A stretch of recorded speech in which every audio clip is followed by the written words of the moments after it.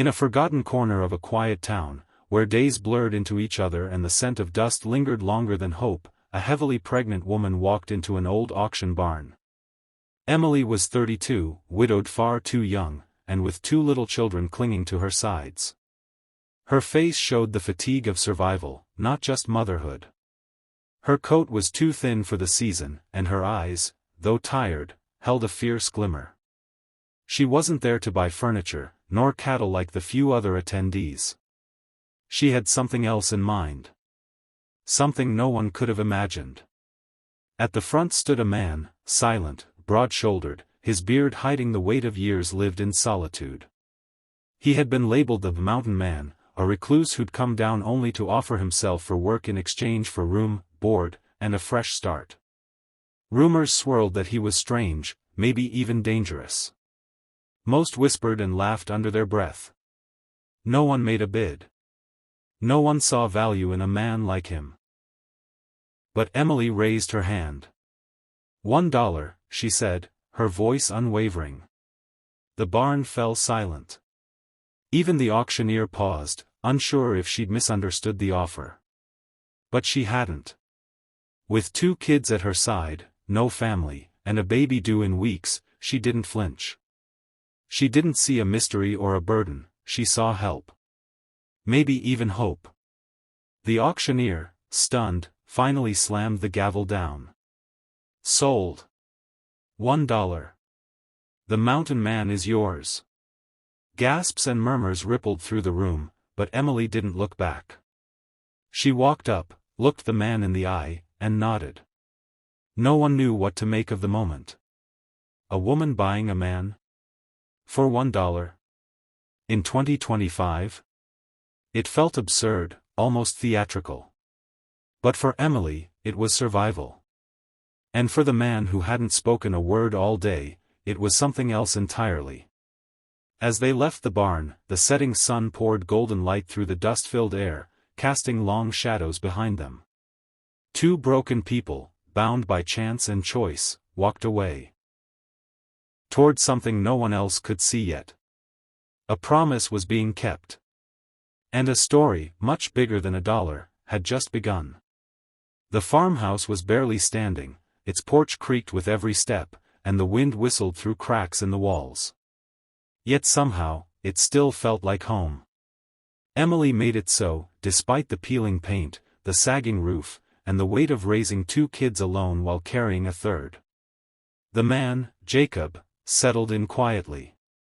He didn't ask for much.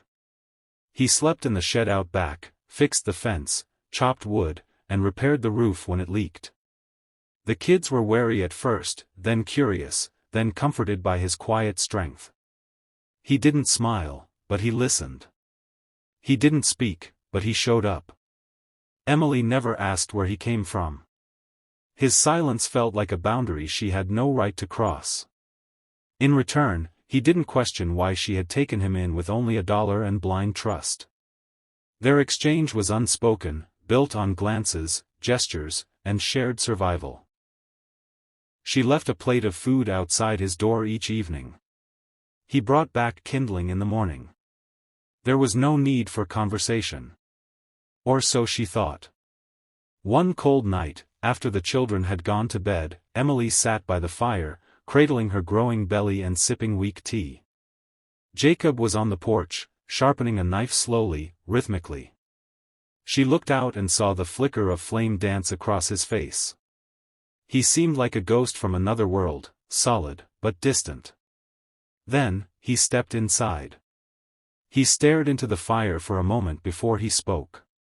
"Emily," he said softly. She froze. Her cup stilled midair. She hadn't told him her name.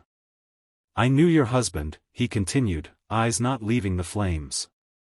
The room seemed to shift. The crackle of the fire was the only sound as her heart began to race.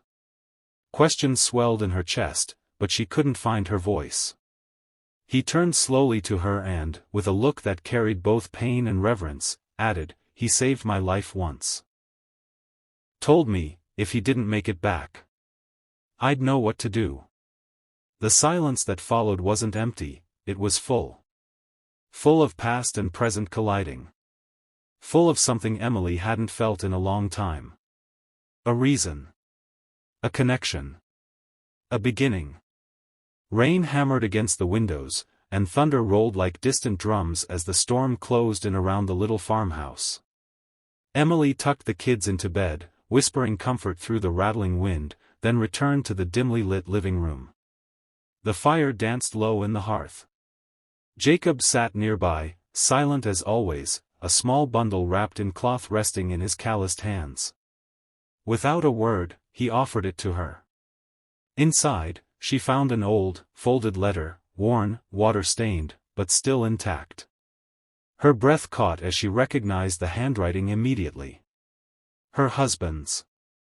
Hands trembling, she opened it. "If you're reading this, I didn't make it home. But I couldn't leave this world without trying to make sure you're not alone. I asked someone I trust with my life to find you. If he does, let him in. He'll be the reason you survive. Maybe even live again." Tears welled in her eyes before she finished. Her fingers curled around the paper like it was the last piece of him she had left. She looked up at Jacob, eyes searching. He reached into his coat pocket and pulled out a faded photograph. In it, 3 soldiers stood shoulder to shoulder, dusty and smiling through exhaustion. Her husband was in the middle. Jacob was beside him. "We were in the same unit," Jacob said softly, the storm outside echoing his heavy words. "Your husband saved my life. Twice. On the last day, he took the hit meant for me." Emily clutched the letter to her chest, the room suddenly unbearably small with grief and gratitude tangled together.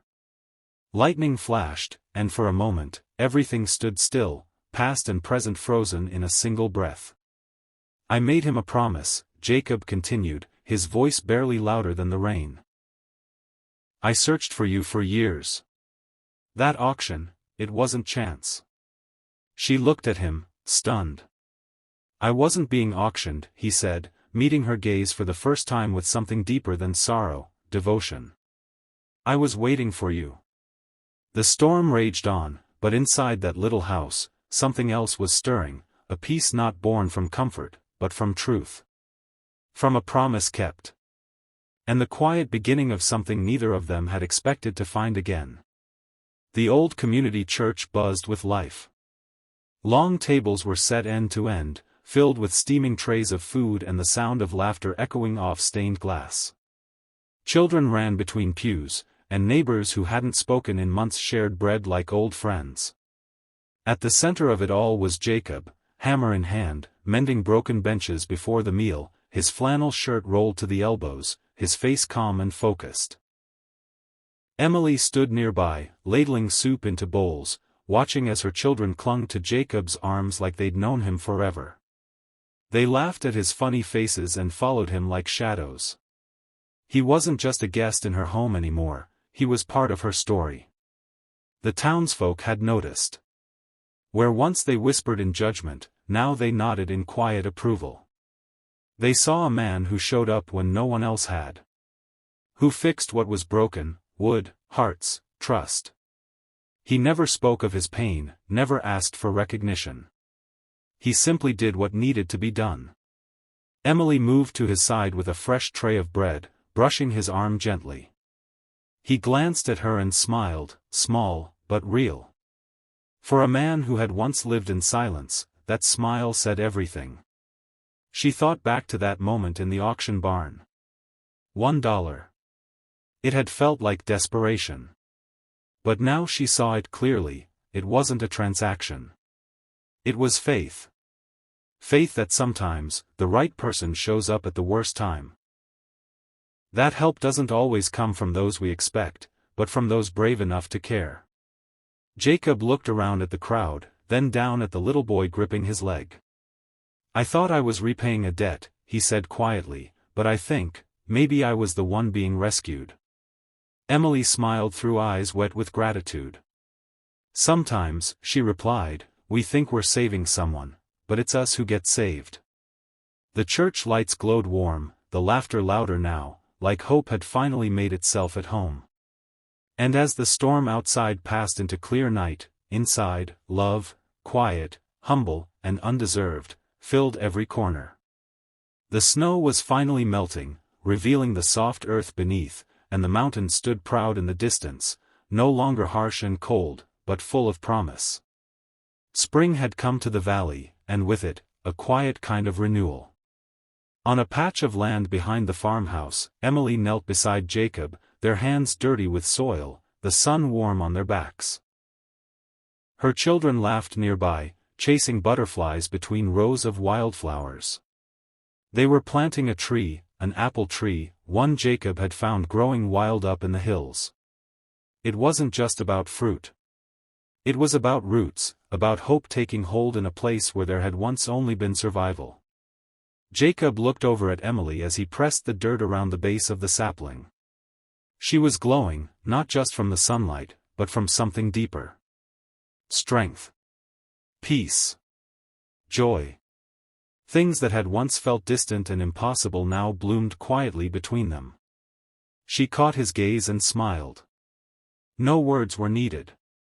The journey they'd shared, the auction, the storm, the truths revealed and tears shed, had brought them here. Together. Not by accident, not by chance, but by choice. What began with $1, the narrator's voice echoes, turned into a life reborn. Because it was never really about money. In a world that puts price tags on people and worth on possessions, Emily had offered something different, compassion without condition. She had opened her home when she had so little left to give. And Jacob had brought with him more than labor or protection. He had brought healing. Steady, quiet, unwavering love. The children ran to the tree and tied a ribbon around its trunk. A symbol of growth. Of new beginnings. Not everyone gets a second chance, the voice continues, but sometimes, love finds its way down even the most rugged mountain path. The wind moved gently through the valley, rustling the new leaves. Jacob reached for Emily's hand. She didn't pull away. In that moment, there were no debts, no bargains, no pasts heavy with pain. Only a family, a tree, and a future wide open. It wasn't the $1 that changed everything. It was the heart behind it.